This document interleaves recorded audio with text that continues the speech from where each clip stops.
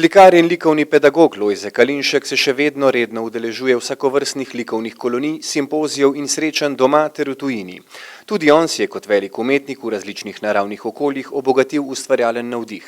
Da bi lažje razumeli njegovo sedanje umetniško ustvarjanje, se moramo vrniti v preteklost. Ko sem bil približno 5 let star, so letališče gradili, tamle dol pri Brnku, pa so se ogromni tovornjaki mimo vozili, pa nisem mogel tistih koles prešteti, ampak sem pol to probal večkrat narisati in oče je to eno tako fino risbico poslal na Pavliha, ker so imeli eno rubriko za mlade risarje, in tam je bila objavljena in je bilo to moje prvo javno delo. Avtor razstave Nova ikona dodaja, da je v njegovem ustvarjanju vedno prisotna določena stopnja influence, priteguje ga predvsem mitologija. In seveda sodobna likovna govorica, to potem povezujem.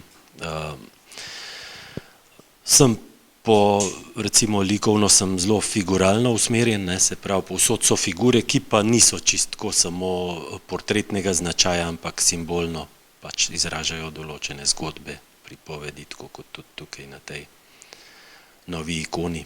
Zgodba o novi ikoni se je začela pred približno 10 leti. Ko sem po Romuniji, pa tam okrog začel po teh kolonijah hoditi in seveda tudi po muzejih, in tam je bilo ogromno teh ikon povsod.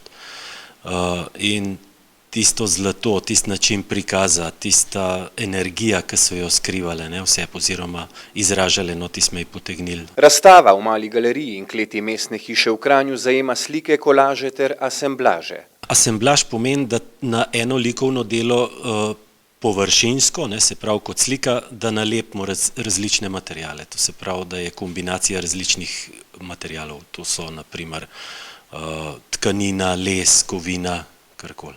Razstava Lojzeta Kalinška bo na ogled vse do 2. julija.